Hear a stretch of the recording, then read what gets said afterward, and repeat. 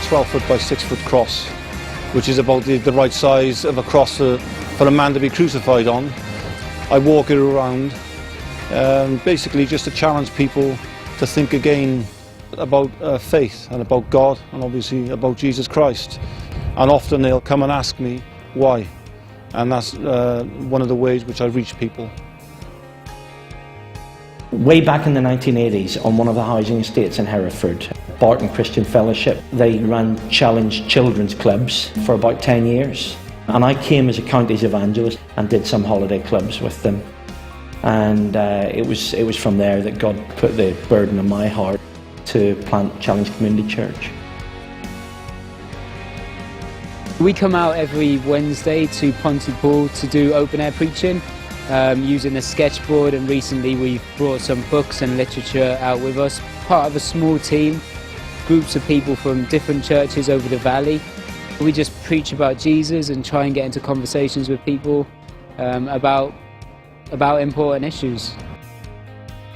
I come from a background myself from drink, drugs and prison, so my heart is to find people to tell them, well look, I know it's real. This is what meeting Jesus has done for me. The responses are always varied. You've got some people who are just indifferent, walking by like we're not even there. Some people who are like more vocally opposed, a bit more antagonistic. But then you've got like groups of people who are genuinely interested, and even Christians who are encouraged that we're out there. We planted the church in September '96, but there was at least 10 years of children's work before that, at least. We have seen people converted and baptised here who were part of that work 20 years ago or more. Some people are called a sowing ministry. Great. So, do it for the Lord. Someone else might read, but the Lord gets the glory, so yeah, crack on. Most of the positive things or stories that come back are to do with people that we haven't even spoken to. When we were walking through Machynlleth, right through the main street, we didn't talk to a soul. But it was a few months later when another evangelist said, hey, I got a story to tell you. He said, you know when you walk through Machynlleth with the cross? And I said, yeah. He said there were 3 Christians or backslidden Christians sitting in a cafe, saw you with a cross, started talking about Jesus, and the 3 of them have gone back to church. I've just really noticed that Christians just get really encouraged by coming out and sharing the gospel. Even Christians who are a bit skeptical about open air or might see it as a bit dated or a bit too in your face, have come out and actually been challenged that God does still use old school preaching.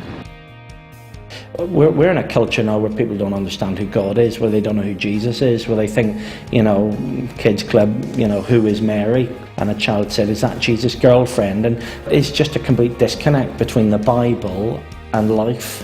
So the onus is on the church to put in the spade work.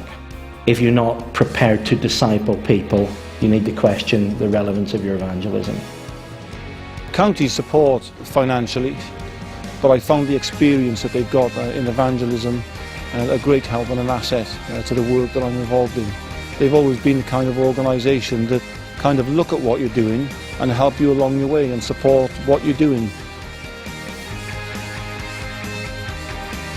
Basically, I'm on what's called the ETP with counties, which is the Evangelists Training Programme.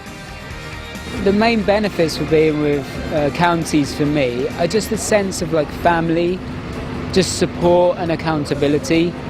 You always know that you're being prayed for, and I really just appreciate that privilege. My family is my main ministry.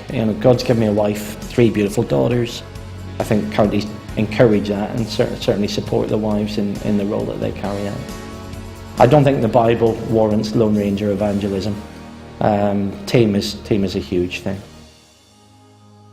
What keeps me going is that there are souls that are going to a lost eternity. And if I think of my children going to a lost eternity, it does something to me. Well, now I have to turn that around and say, well, we're talking about God's children going to a lost eternity. Am I going to do something about that? Or am I just going to let it go? God could easily just speak like with a massive booming voice out the sky.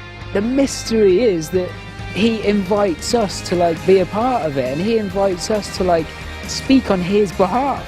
Every time I think about that, it just gives me a new perspective. I'm going out speaking for the King.